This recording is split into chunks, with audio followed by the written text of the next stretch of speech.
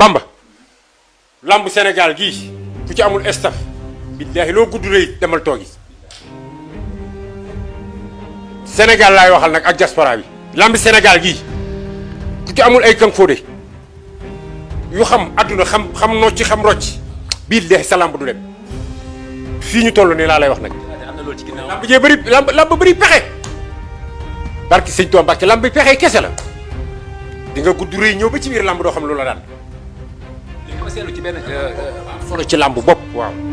xam nga nekk si écurie nag di contact pendant 3 mois kenn du la laalal suuf amul chance de amul chance soit ñi ngay bëreel da nga leen ëpp doole yaa ngi dégg mais li am solo mooy nga taxaw ak ay borom bopp yoo xamante ne dañuy xam adversaire bi ngay bëreel tey Balla la am ci lamb ji yëpp Balla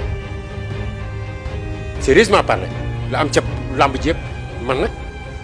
am naa déception ndax Tapha Tine laa bëggoon mu daan sérieusement parlé mais dama mere Tapha Tine du ma ko nëbb man nëbbuma sama dëkk dama ko mere total ndax li ma xalaatoon ak li ma doon wax ak li ma bëggoon mu def ko def ndax tey Tapha Tine tey Balla dafa mel ni dafa indil Tapha Tine beneen sañ-sañ boo xamante ni yow ñu lay dóor te soo doo sañ a fay loolu du làmb xam nga te la ma ca metti ba metti ma ca xëy na ci beneen émission dinañ ma sa toogaat Bamba mal Bamba làmb ji yu bëri na yu bëree ngi ci biir yu ñu war a wax la ilaha illallah Tapha dafa def erreur jëlaat Balla ci jamono yi promoteur bi yu bëree ngi ci biir yu ñu war a wax te man Xaadim la king maa ko xam barki Seexul Xaadim du ma waxantu billaahi wallaahi tallaahi lu bëree ngi ci biir mais na si wax tuuti rek. non Bamba nañ bàyyi noonu rek barki Sëñ Tuubaa Mbàkke xam nga làmb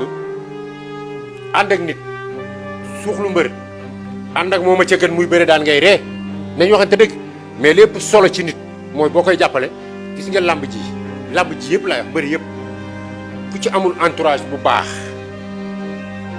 waxuma entourage yu ndam dafay fay yooyu de ku ci amul entourage bu baax